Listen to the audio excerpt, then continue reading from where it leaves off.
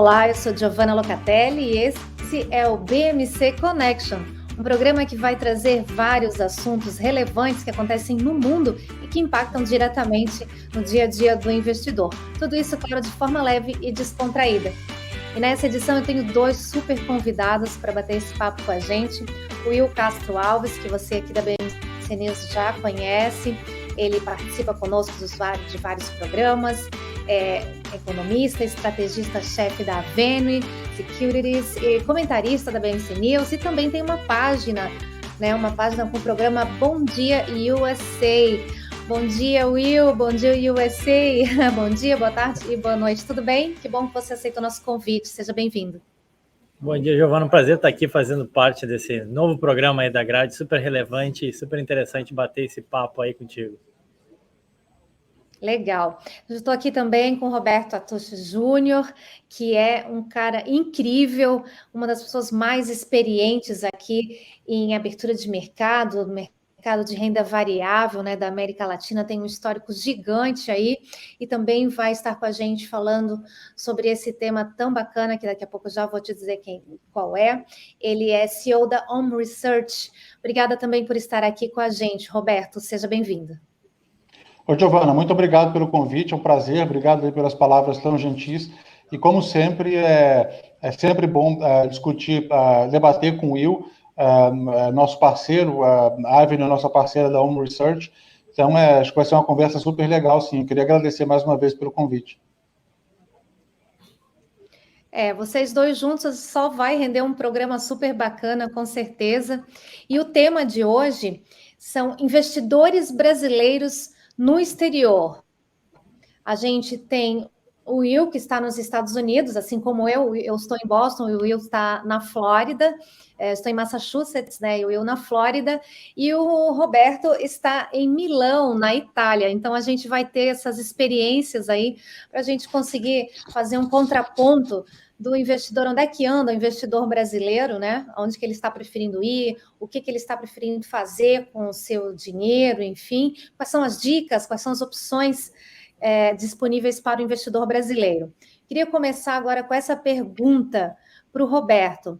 Roberto, por que é importante o brasileiro investir no exterior? Por que é tão bacana isso? Por que é tão importante? Bom, Giovana, obrigado pela pergunta. Isso é muito importante. Eu acho que é uma questão básica de diversificação de risco. Eu até vou não arriscar em dizer, mas eu afirmo assim categoricamente, com toda segurança, que um brasileiro, especialmente se ele estiver trabalhando ainda e tiver bastante tempo ainda útil de trabalho, ele tem que ter a maior parte da poupança dele no exterior. Isso é uma questão tanto óbvia. Por quê? Não faz sentido você correlacionar a sua renda, tá, o valor presente da sua renda futura com o seu patrimônio.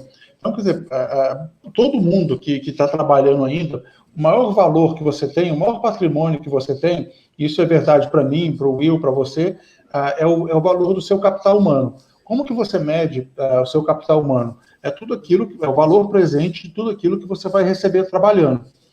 A grande maioria, quer dizer, mais de 90% das pessoas que trabalham no Brasil, o trabalho delas é correlacionado com o destino do país. Então, se o Brasil for bem, as pessoas, o negócio delas vai melhor, elas vão receber um aumento de salário, vão poder trocar de emprego e tudo mais. Então, quer dizer, a não ser assim, raríssimas exceções. Então, pensando aqui, imagina alguém que trabalha na Vale do Rio Doce, é uma empresa que, tudo bem, ela tem sede no Brasil, mas o driver de demanda dela não tem nada a ver com o Brasil.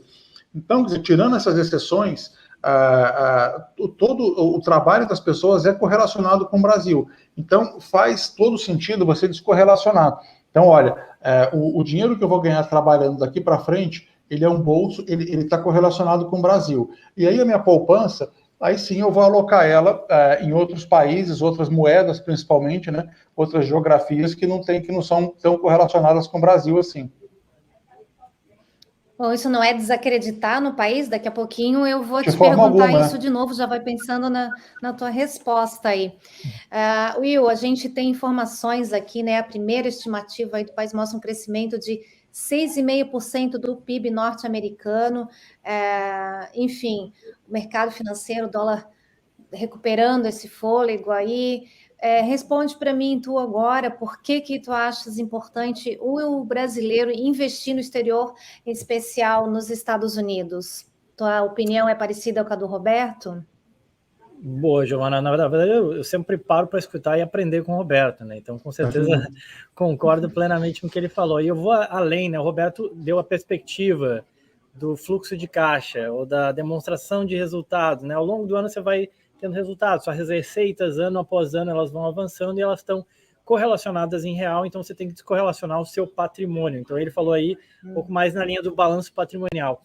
Se a gente pensar tanto em balanço patrimonial, eu sei que é um papo meio de contabilidade, mas fazendo a nossa própria contabilidade, né, a gente tem diversos passivos que eles são dolarizados, né? Ou seja, despesas que às vezes a gente nem sente, né? Mas eu fiz um estudo uma vez que a gente sempre, obviamente, quando pensa num iPhone, num computador, em qualquer produto eletroeletrônico que a gente não produz, fica muito óbvio, né? O preço do iPhone veio subindo, ficou mais caro o dólar, subiu o preço, ficou mais difícil comprar, então eu deveria ter algum ativo dolarizado para compensar, né? Que o meu passivo, eu quero trocar de telefone, vai ficando mais caro com a valorização do dólar. Agora, tem coisas que são menos óbvias, mas que também sofrem a influência do dólar. Né? Eu fiz um estudo uma vez de pegar o cafezinho, o bolo de fubá, o churrasco e o pãozinho. Cara, todos eles ficaram mais caros no Brasil, e o Brasil produz grande parte dos produtos, só com exceção do trigo ali que a gente importa, mas produz café, a gente produz milho, a gente produz boi gordo, e todos eles ficaram mais caros no Brasil, tá? Mesmo a commodity tendo se desvalorizado no mercado internacional. E o que explica isso? Né? Não é só custo do Brasil, tem sim o impacto do dólar. Né? Então, o dólar, à medida que ele influencia custos de logística, custos de transporte, diversas outras parcelas, e ele entra, né, em diversos outros segmentos, ele se torna extremamente relevante, não só para proteger patrimônio futuro e tudo mais, mas para proteger, inclusive, a nossa cesta de consumo básica. Então, mais do que uma possibilidade de diversificação de receita, que já seria suficiente per se, tá? Na verdade, para proteger patrimônio, para proteger o nosso poder de consumo presente, para a gente não ficar, para o pãozinho, para o bolo de fubá não ficarem cada vez mais caros, assim como o iPhone já tem ficado, a gente tem que ter uma parcela também dolarizada. Então, isso não é questão perfeito. de desacreditar no país, né, Roberto? Não, isso é uma questão só de dizer, é uma administração financeira prudente. Dizer, e o Will deu esse ângulo, eu não tinha pensado nisso. Aí tem, o que acontece com esses produtos? Mesmo eles sendo produzidos no Brasil, eles têm cotação internacional. Por quê? Porque são commodities, quer dizer, o produtor de soja, o produtor de milho, ele tem a opção, ou ele exporta, ou ele coloca no mercado interno. Então, quer dizer, foi isso, grande parte dessa alta da inflação que a gente está vendo no Brasil, que você está vendo aí o IPCA, está quase beliscando ali os 10%.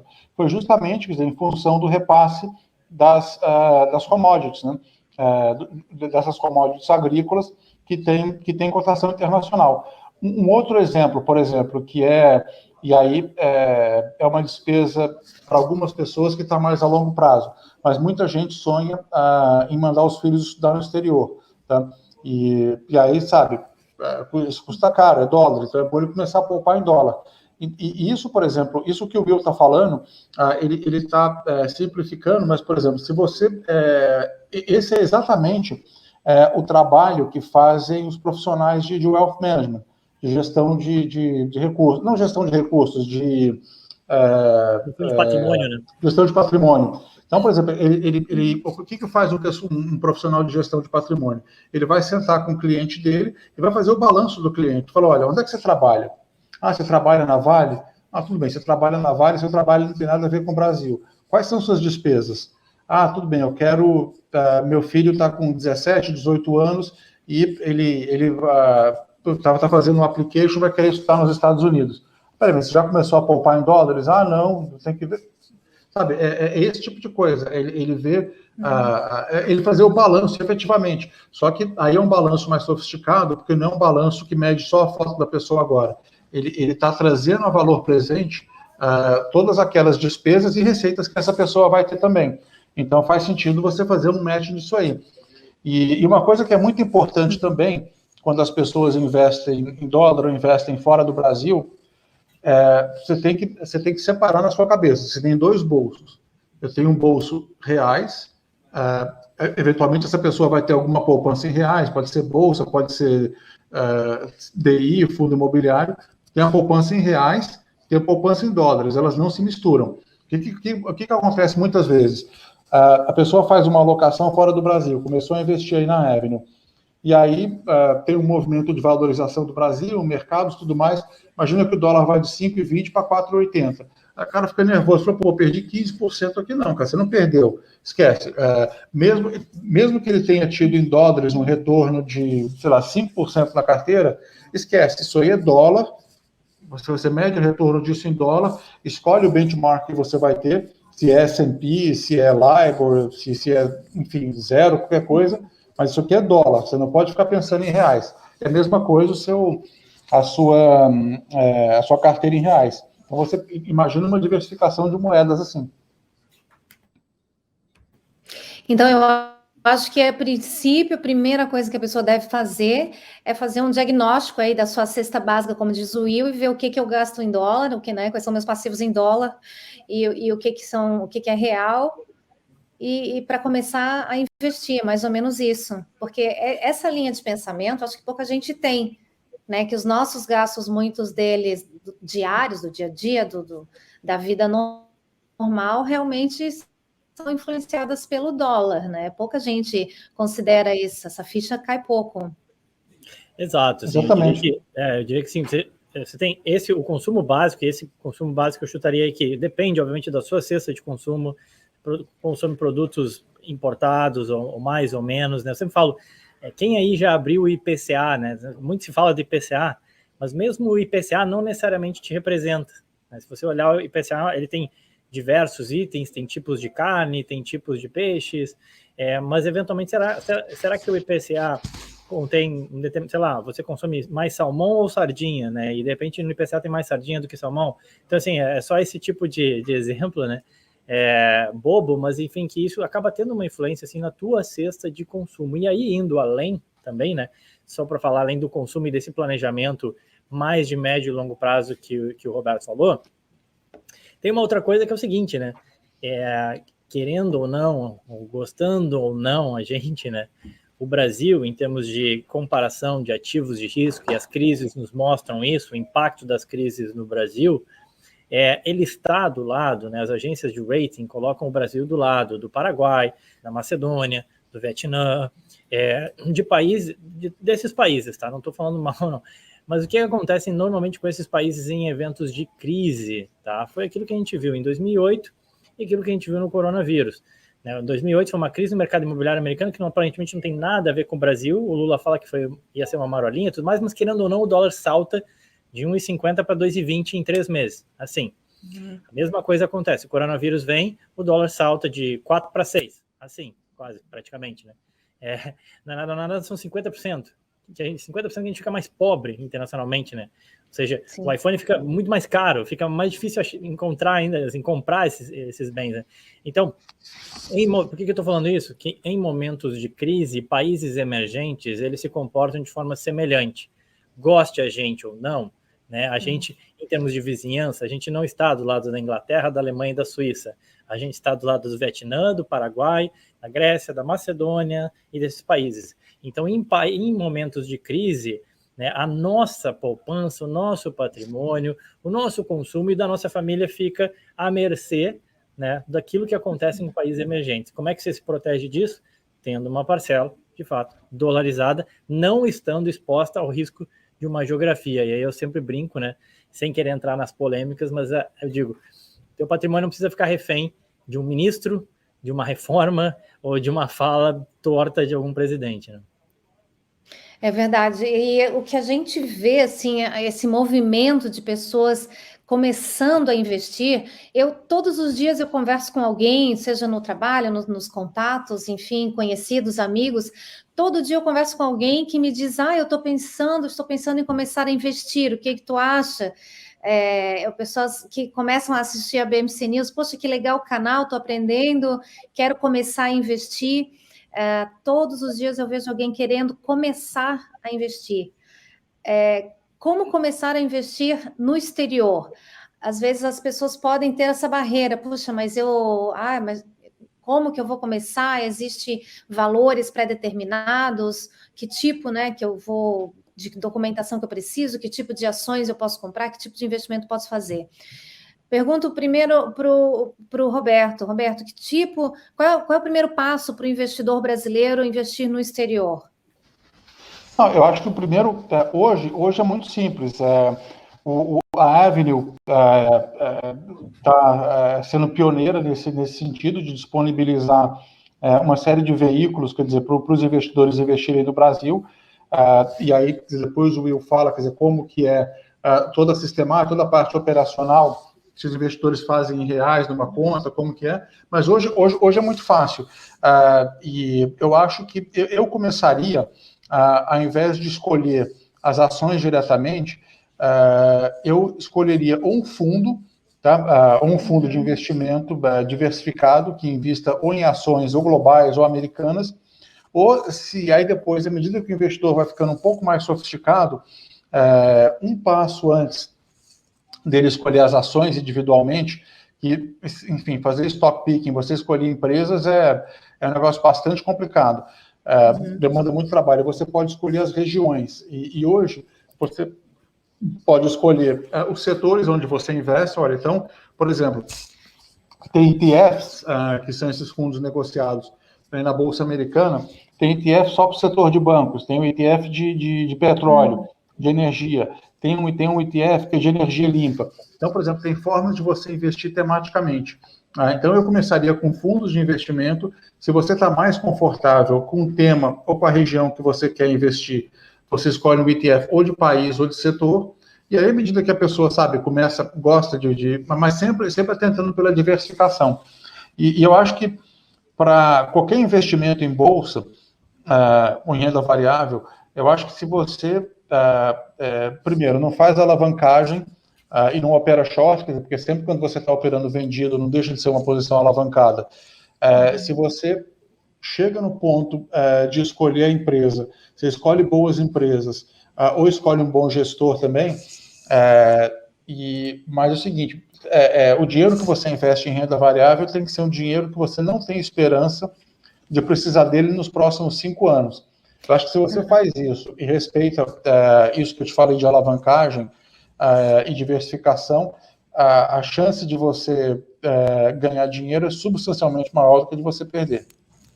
O investimento, ele requer um pouco de paciência, né? Não só no exterior, totalmente. mas no modo geral, né? Você não pode investir querendo recuperar aquele investimento em 1, 2 anos. Eu acho que isso é o princípio básico, é ter a paciência do investidor para ele começar nessa atividade.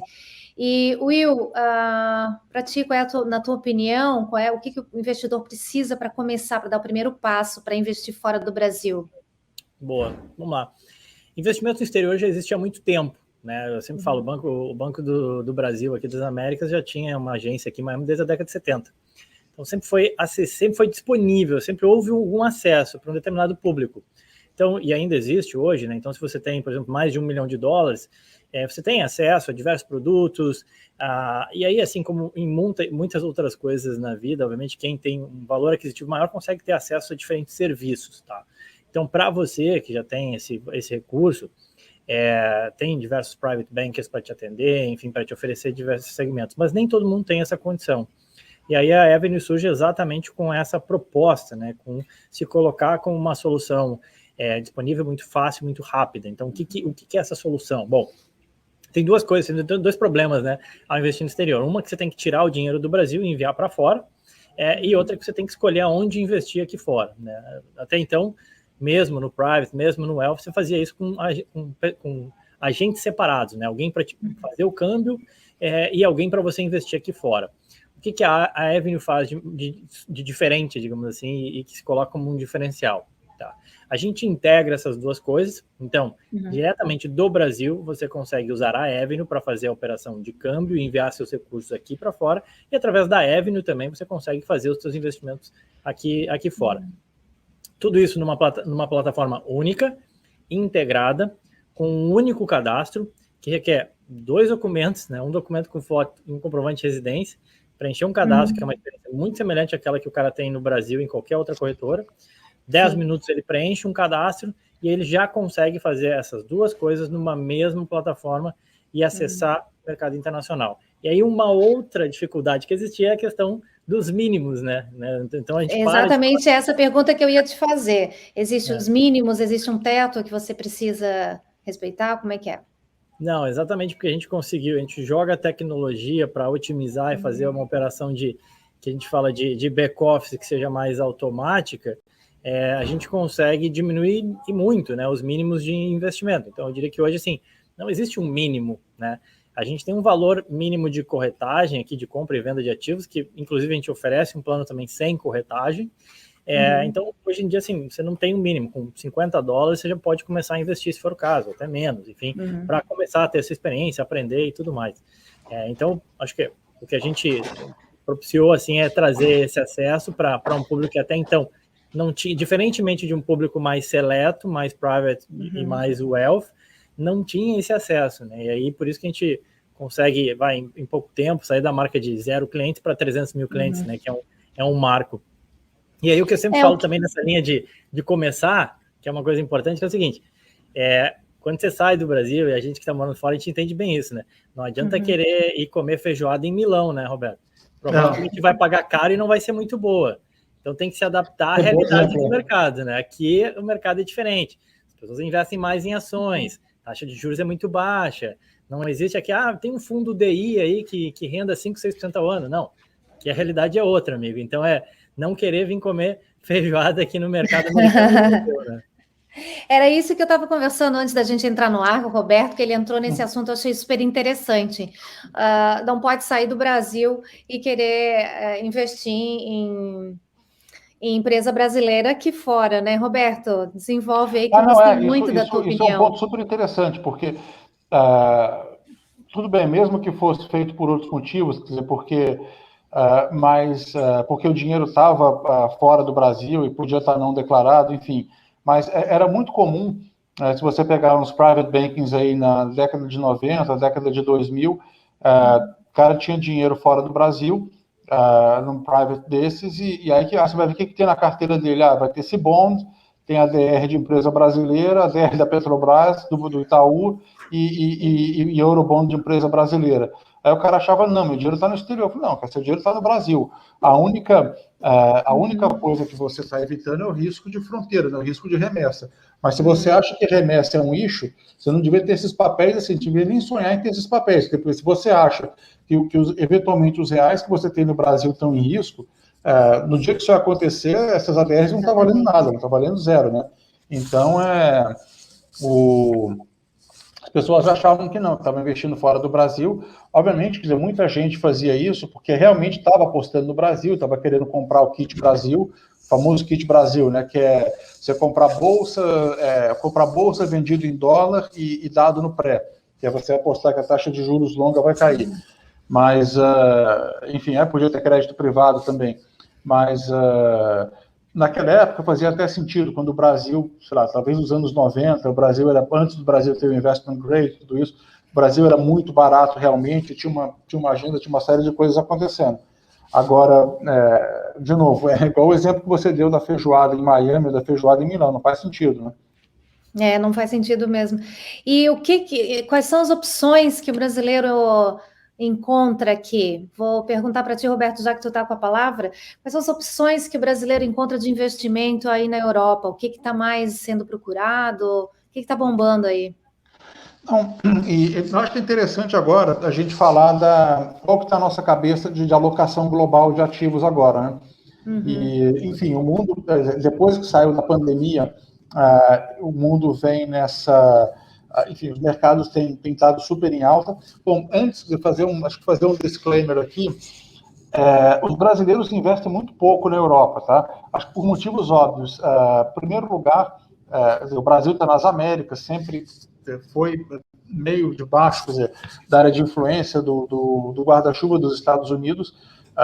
Então, por exemplo, o centro financeiro dos brasileiros sempre foi Nova York. Quer dizer, então, mesmo quando tinha conta em banco suíço, tudo, sempre era no branch em Miami ou em Bahamas, tudo mais. Então, o brasileiro está acostumado a investir muito mais nos Estados Unidos, tanto é que se você olha hoje os BDRs que estão na Bovespa, a grande maioria são ações americanas, aí depois você tem até empresas chinesas, como Baidu, Alibaba, Tencent, aí só depois que você tem algumas empresas europeias, tipo a Unilever, o Santander, mas tem muito pouco ainda. E o outro motivo foi que nos últimos 10 anos foi só isso que funcionou. Se você pegar desde a crise de 2009, mesmo porque, quer dizer, e aí tem parte daquela dinâmica de growth e value, que são as ações de growth, são as ações de tecnologia, e value são as ações que são mais cíclicas e sensíveis ao crescimento, são empresas mais tradicionais. A grande história de investimento nos últimos 10 anos foram essas grandes plataformas de tecnologia, essas grandes empresas de internet americanas. As pessoas só precisavam se preocupar com meia dúzia de ações, 5, 6 ações, não tinham que se preocupar com o resto. Agora, quer dizer, depois da eleição do Biden, e não por causa da eleição dele, mas por causa de uma política fiscal mais agressiva nos Estados Unidos e também algumas mudanças que estão tendo na Europa, os investidores estão começando a procurar outros mercados e a gente está com uma cabeça mais positiva hoje para mercados desenvolvidos fora dos Estados Unidos. Eu acho que é lá que estão as maiores oportunidades. Então, por exemplo, se você olhar hoje, um negócio que é super raro de acontecer, mas se você olhar na economia mundial hoje, o bright spot na economia mundial hoje é a economia europeia. A Europa se você olhar os PMIs, né, que é o que mede a temperatura da indústria, a Europa está crescendo mais do que os Estados Unidos, mais do que a Ásia, o que aconteceu um pouco em função, acho que na crise aconteceu aquela expressão que as pessoas usam na contabilidade, né, que é o FIFO, First In, First Out. Então, quem entrou primeiro, saiu primeiro. Então, a China entrou primeiro na crise do Covid, saiu primeiro, depois a China perdeu um pouco de momentum, mas o que determinou a velocidade, quer dizer, a saída da recuperação agora foi a vacinação. Então, quer dizer, a China vacinou menos, mas quer dizer, sabe como é que é? Uma ditadura, eles têm uma política totalmente draconiana com o Covid, quer dizer, aquele negócio de tolerância zero, quer dizer, mesmo se tiver um caso, fecha a cidade inteira, não deixa ninguém sair de casa, aquelas coisas que acontecem só lá. E então, eles saíram primeiro. E a Europa, por causa do problema, principalmente com a AstraZeneca, no primeiro trimestre, a Europa começou vacinando muito mal, tinha um risco sério, e aí ia ter consequências terríveis, que podia até impactar nas eleições que tem agora, daqui 2 semanas na Alemanha, e ano que vem na França. Tinha risco até de ter consequências políticas, mas aí a Europa apertou o passo e hoje, quer dizer, mais de 70% da União Europeia já tomou a segunda dose. Então, a Europa, agora, quando você olha como é que ela está na recuperação cíclica, ela está na frente por quê? Porque a variante Delta pegou muito pouco na Europa.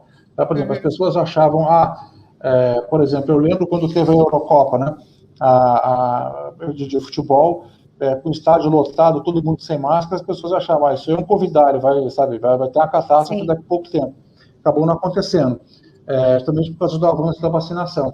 E aí a variante Delta, por causa do pessoal anti-vax, tudo isso, ela pegou um pouco nos Estados Unidos. Então, a gente está recomendando muito a Europa e Japão agora. Tem um outro call que a gente está fazendo, que eu acho que vai ser muito interessante conseguir pegar o timing da virada do minério de ferro. Tá? O nosso analista de minério de ferro, quando o minério de ferro bateu $200 lá para abril, maio, ele falava, olha, isso aí não é sustentável, e ele achava que, olha, podia corrigir para 120, e assim, o pior cenário dele é o minério de ferro cair para $100. Mas o que está acontecendo? Quer dizer, hoje provavelmente vai ser o 6º dia de queda seguido do minério de ferro. Os dados que vão sair da China não vão ser bons. E provavelmente, o que a China está querendo fazer? Eles estão querendo reduzir bem a produção de aço no segundo semestre, quer dizer, entre agosto e dezembro deve cair 10%, por quê? A China vai fazer a Olimpíada de Inverno em Beijing. Quem já foi em Beijing no inverno, você não consegue enxergar o prédio que está do outro lado da rua, de tão poluído que é. Porque não só eles ligam as termoelétricas no inverno, mas tem também toda a produção de aço ali perto. E aquele negócio, a China, eles querem fazer uma Olimpíada melhor que o Japão, tudo mais. E aí, quer dizer, a grande virada do minério de ferro vai ser quando o mercado começar a antecipar essa volta na China. Você vai coincidir essas 2 semanas lá, que tem as Olimpíadas de Inverno, com o fim do ano novo, do ano lunar, né? As pessoas chamam de ano chinês, mas é o ano lunar.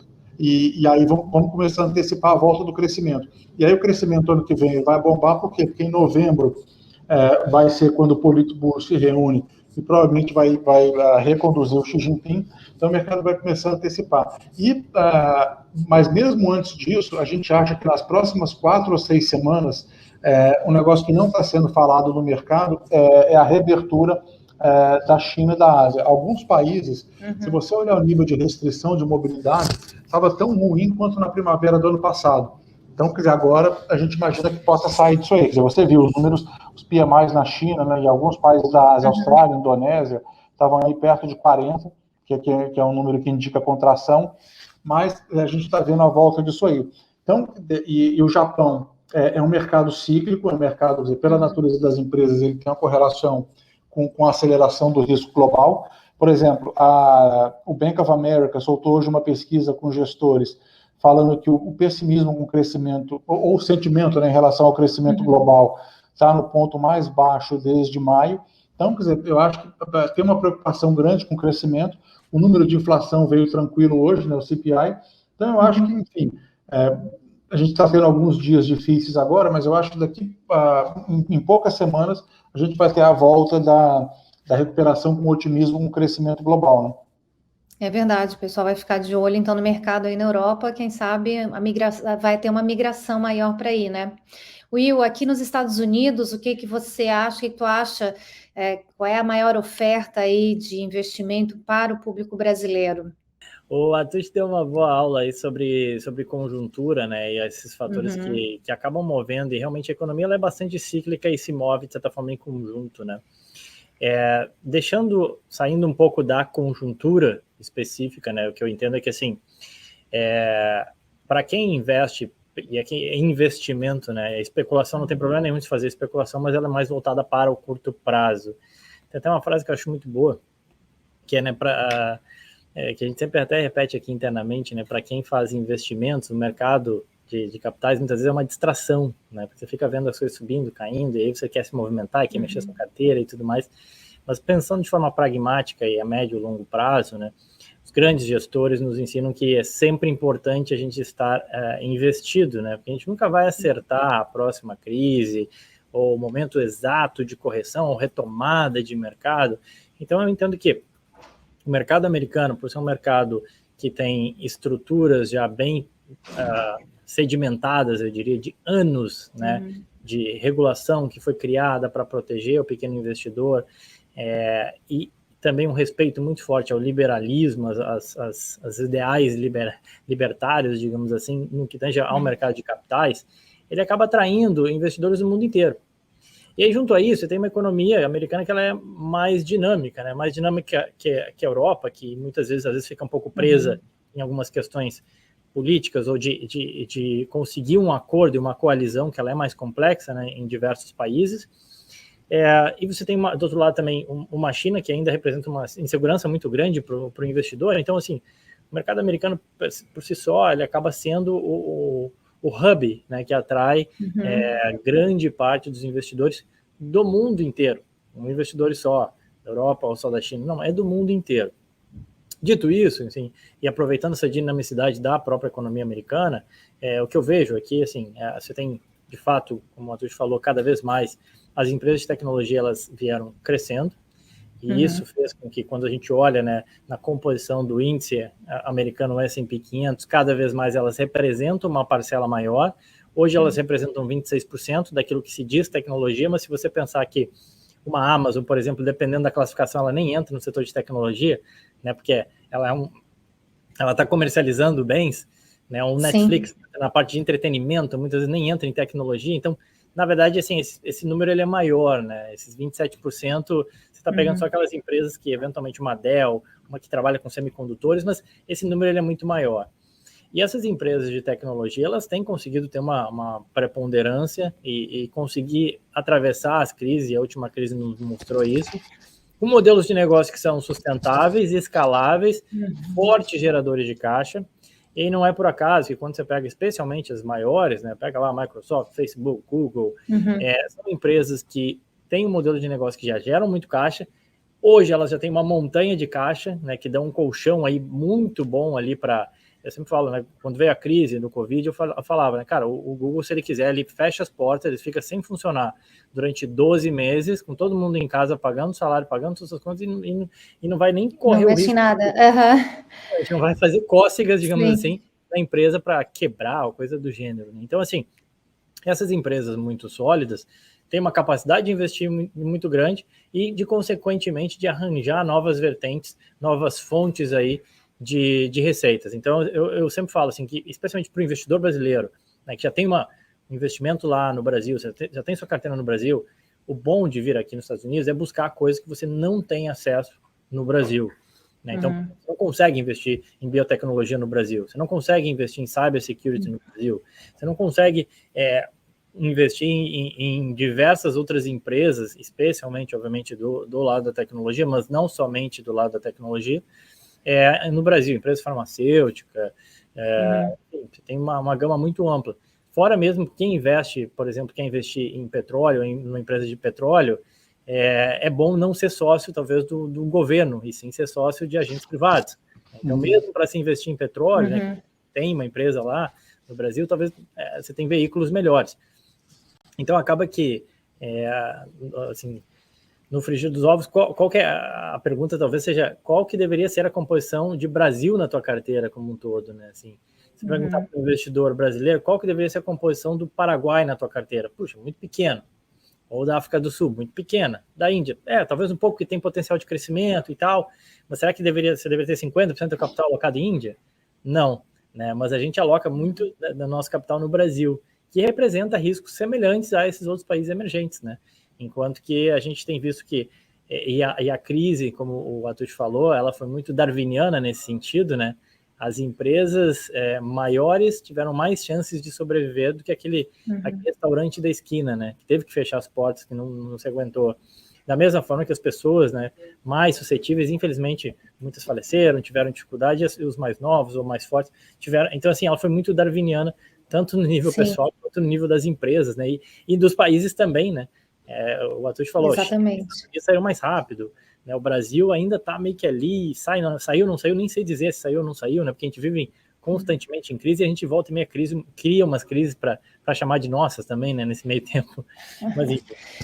Sim, e tu falou em tech, eu penso também, né? Vocês são especialistas, né? Eu sou uma catalisadora das informações e tal, mas incluiria aí também energia limpa, energia verde, a própria energia, né? Que eu acho que é um setor que está muito em crescimento, tem um futuro promissor aí, né? A médio prazo. O que vocês acham? Tem uma coisa que o Atush fala que eu acho muito boa, até vou roubar aqui dele e depois eu posso falar para ele.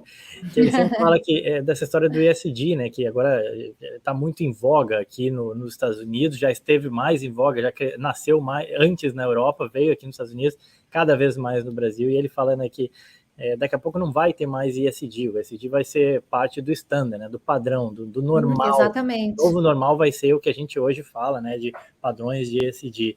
E eu acho que é exatamente por aí, assim, o mundo está passando por uma mudança de matriz energética, a gente está vendo isso, já aconteceu quando a gente abandonou o carvão e foi para o petróleo, e agora a gente está, em alguns anos, abandonando aí o petróleo para ir para fontes de energia renovável, né, então, isso assim, só para falar dessa parte de energia limpa, que o Biden vem e fala um pouco mais, mas enfim, já é algo que já estava há mais tempo, perdeu um pouco de força ali no governo Trump, mas ele volta agora, né, Atush? Eu até ia falar, desculpa, até ia comentar sobre esse movimento aí do Biden junto às montadoras, né? Recentemente a gente noticiou sobre isso, esse movimento que ele quer colocar aí 70% da frota, mais ou menos, em torno, né, desse número da frota americana é elétrica e tal. e as montadoras estão junto, claro, vai ter que ter um subsídio do governo, mas eu acho que é um esforço coletivo que vai resultar muito positivamente, não só para os Estados Unidos, mas para a economia global, abrindo mercados e, enfim, Atushi, tu achas? Não, é exatamente isso. O negócio que a gente tem repetido tudo que tem a ver com a transição energética vai ser o maior tema de investimento nos próximos 10 anos. E vai acontecer, quer dizer, da mesma forma que o mundo se juntou, quer dizer, e conseguiu resolver um desafio que era de saúde, um problema de saúde pública global. Quando surgiu a pandemia, que tinha aquelas, enfim, previsões mais catastróficas, e as pessoas olhavam, olha, quanto tempo que leva para fazer uma vacina? Tá? Era de 5 a 10 anos, quer dizer, mas menos que 5 anos, ninguém esperava que pudesse ter uma vacina minimamente decente, quer dizer, que em 5 anos. E aí, quer dizer, as farmacêuticas, enfim, teve muito mais cooperação público-privada, enfim, e aí conseguimos produzir vacinas em um ano. O mesmo tipo de velocidade, quer dizer, que foi que o analista nosso chamou de COVID speed, isso vai ser usado para o clima. Existe, quer dizer, de novo, só não vê quem não quer, tem um desafio global, tem uma emergência climática para ser resolvida, e o mundo não tem muito tempo. Essa estimativa já saiu em vários lugares. A gente está falando de basicamente 100 trilhões de dólares, que é o que precisa ser gasto nos próximos 10 anos, 100 trilhões de dólares, 5 vezes o PIB americano, justamente em investimento para você mudar a matriz energética. E aí tem uma série de formas, quer dizer, que você... E isso vai afetar muito, quer dizer, a forma como as pessoas investem. Então, não ter empresa de combustível fóssil não vai ser só uma questão de bom mocismo, nem de, enfim, de querer salvar o planeta. Enfim, vai ser um mau investimento. Aí você começa a olhar, bom, quais são as commodities que afetam, que mais beneficiam disso aí? Cobre. Cobre é um negócio meio óbvio, que você não consegue ter condutividade, né, elétrica sem cobre. E aí, por exemplo, se você olha todas essas estimativas aí, quer dizer, que, sei lá, para os Estados Unidos chegarem nesse percentual, né, da frota elétrica, que está se falando em 10 anos e tudo mais, a demanda de lítio vai subir 40 vezes. Quer dizer, vão arrumar esse lítio todo aonde? Aí tudo bem, você pode fazer bateria com outras coisas, tem solar, tem uma série de implicações, né? E até a própria geopolítica, quer dizer, então a geopolítica do Oriente Médio talvez seja menos importante. Vamos começar a ver agora quem produz lítio, quem produz cobalto. Isso foi discutido até mesmo agora na questão do Afeganistão. Os americanos saíram do Afeganistão, e aí, bom, você tem de 1 a 3 trilhões de dólares no subsolo do Afeganistão, nesses minerais, são novos, mas que são os minerais do futuro, né? É basicamente lítio, cobalto, cobre. Então, é o principal tema de investimento, e as coisas vão ser muito rápidas. Sobre esse negócio que o Will falou, de você tentar acertar o time de correção, tem um grande investidor que falou um negócio parecido, agora eu não lembro se foi o Peter Lynch, aquele da Fidelity, ou foi o cara do Oaktree, o Howard Marks, que os investidores perdem mais dinheiro tentando acertar o time de uma correção do que na correção por si só. Tá? Então, de novo, ninguém sabe se o mercado vai subir, sabe? Timing de mercado é um negócio muito, mas muito difícil. Então, obviamente, quer dizer, ajuda se você, por exemplo, se você pegar entre 2000 e 2011, o S&P não saiu do lugar. Então, quem investiu logo antes da bolha da internet ficou muito tempo. Então, obviamente, você tem que ter sorte, mas acertar time dessas correções é realmente muito complicado. Eu queria complementar o que você falou, Roberto, da questão do Afeganistão. A China colou no Afeganistão, né? Logo na sequência ali daquela ocorrência, já negociando uma relação muito próxima, querendo abocanhar aí uma parte desses minerais em troca de apoio para o desenvolvimento do país. Então, não, sim, é o que eles fizeram um pouco na África também, né? Por exemplo, você tem, quando você fala do Afeganistão, você tem a situação do Irã, né? O Irã, ele pode exportar petróleo da China passando só pelo Afeganistão. Quer dizer, antes, para exportar por via marítima, através do Golfo, um negócio mais complicado, mas, quer dizer, quem que vai impedir o Irã de fazer um oleoduto levando o petróleo para a China? Então, tem toda essa questão, né?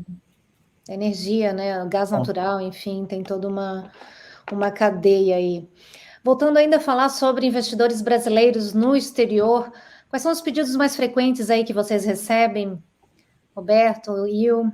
Quais são os pedidos? Eu vou começar aqui. Eu diria que, em geral, os investidores brasileiros, eles começam, e eu não acho que esteja errado, não, acho até tá bem correto nesse sentido.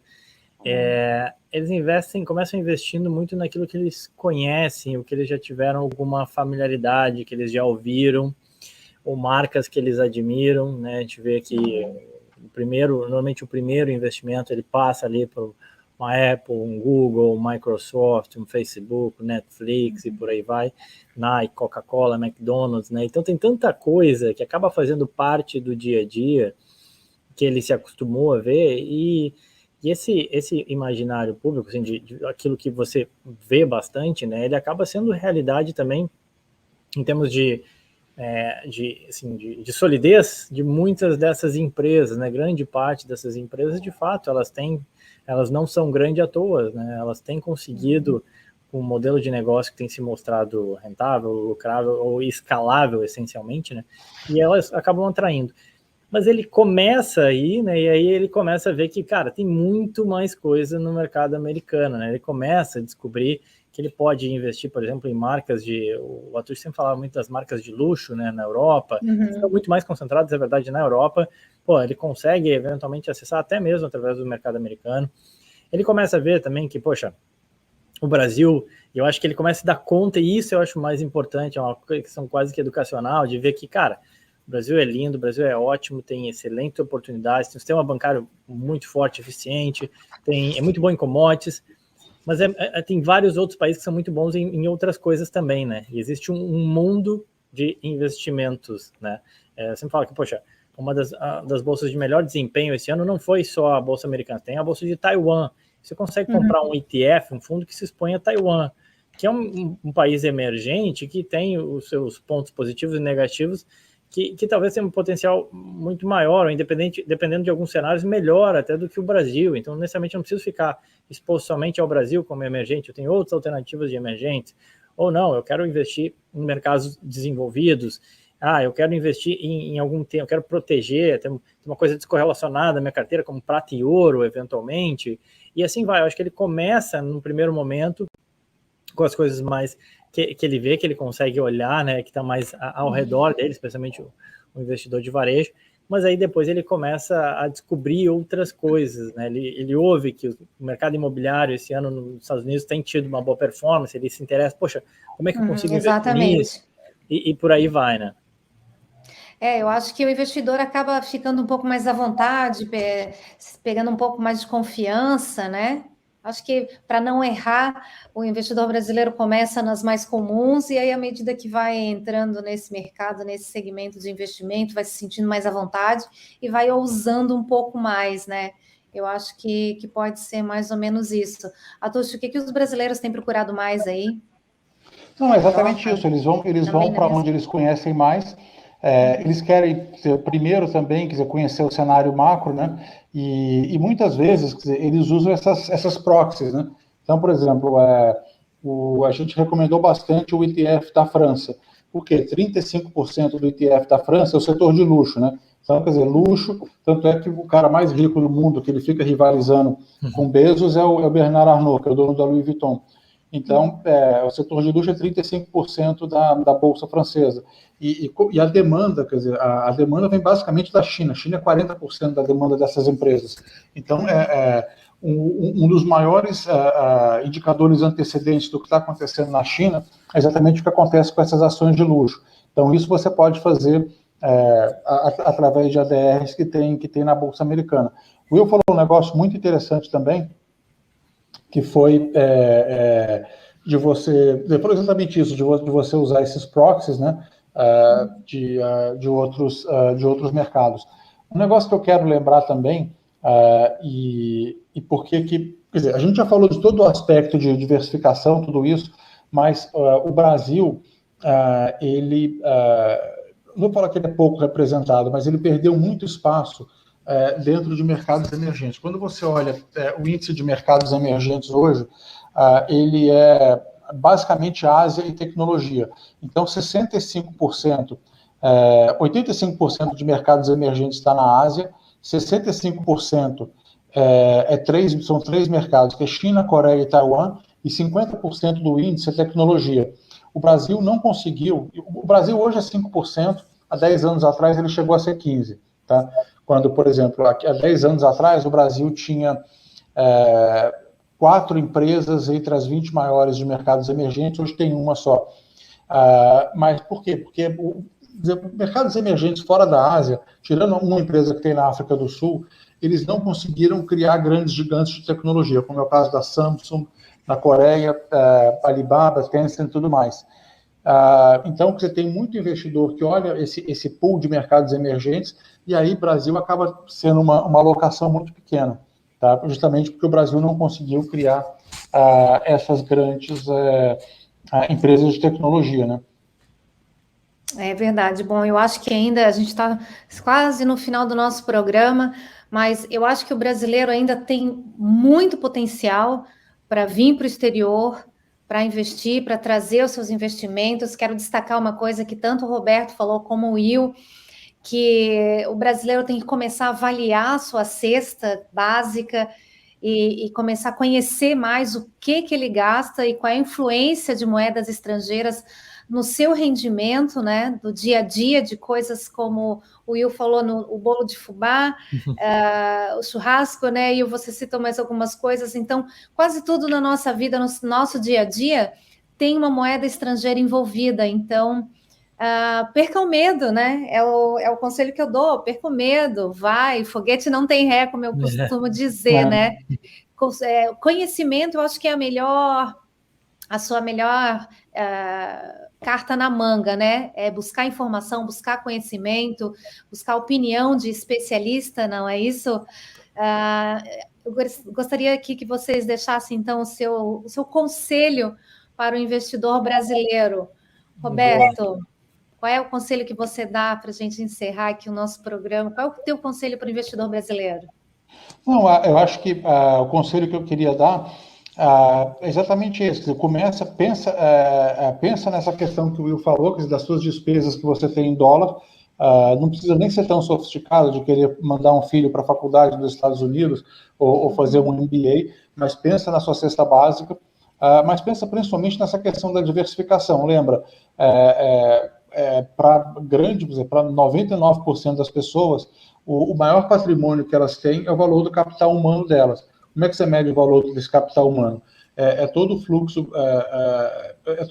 do que você vai receber trabalhando. Não correlaciona a sua poupança com seus investimentos. E aí, quer dizer, começa a primeira coisa, se você puder fazer, busca um assessor de investimentos, para que aí ele te recomende, olha, você tem esses fundos aqui e tudo. E para quem for investir diretamente, como é o caso dos clientes da Avenue, começa com fundos que a Avenue tem também, mas depois você olha os ETFs, que são mais setoriais, e para quem for olhar empresas, sempre procura fazer o dever de casa, procurar uma boa informação. E, de novo, market timing é um negócio para pouquíssimos, para pouquíssima gente mesmo, e a alocação que você tem que ter em risco, né, em renda variável, é aquele dinheiro que você não tem a menor esperança de precisar dele nos próximos 5 anos. Fazendo tudo isso, quer dizer, a chance de ter um final feliz é muito grande. E aproveitar também, queria agradecer o convite, Giovana, falar que a gente está disponível, convidar as pessoas para visitarem o nosso site, conhecer a plataforma. A gente tem vários especialistas, mais de 70 no mundo inteiro, Ohm Research, ohmresearch.com.br. Também agradecer ao Will, quer dizer, sempre um prazer estar aqui conversando e aprendendo com você.